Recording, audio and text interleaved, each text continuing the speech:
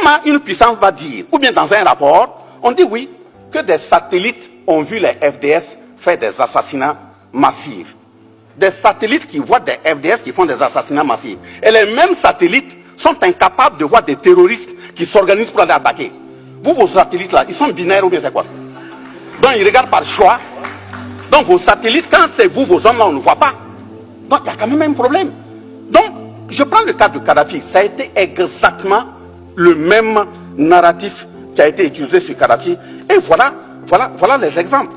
Encore, on a dit que oui, il y a rapidement Human Rights qui a fait un rapport qui a déposé. D'abord, il faut que les gens de Human Rights comprennent que la Déclaration universelle des droits de l'homme de 1789 a été construite 553 ans après l'achat de Kouroukanfouga en 2236. On ne peut pas venir apprendre à des Africains ce que c'est que les droits humains. Vous prenez la Déclaration universelle des droits de l'homme de 1948. Elle a été construite 712 ans après l'achat de Kouroukanfouga. Ça veut dire que les droits humains, quand même en Afrique, on sait de quoi il s'agit.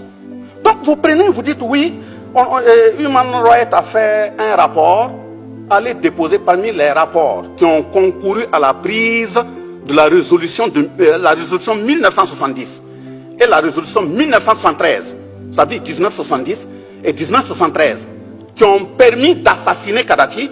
Même on a dit que c'était pour aller créer une zone aérienne, d'exclusion aérienne. C'est une zone qui a été créée. On est intervenu jusqu'au sol, aller massacrer Kadhafi.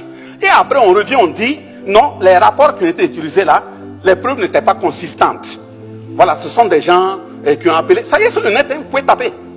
Et c'est sur cette base que Kadhafi en 2025 vient même d'être condamné pour groupement de malfaiteurs et autres. Ça veut dire que les responsables de Human Rights Watch doivent aussi répondre en tant que malfaiteurs. Regroupement de malfaiteurs. C'est ce que ça veut dire. Donc, finissant ces exemples, je dis que le Burkina Faso, au sein de l'AES, nous sommes engagés pas contre un peuple, pas contre une personne, pas contre un groupe. Mais si un groupe se met de travers nos intérêts, nous allons nous défendre. Ça, il faut que ce soit clair. Nous sommes engagés pour la conquête de notre souveraineté.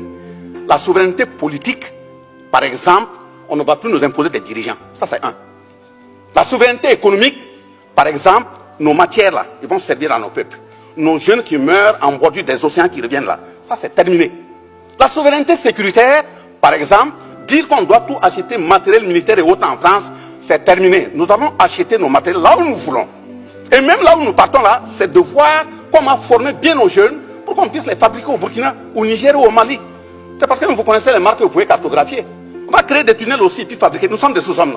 Nous avons aussi les têtes. Voilà.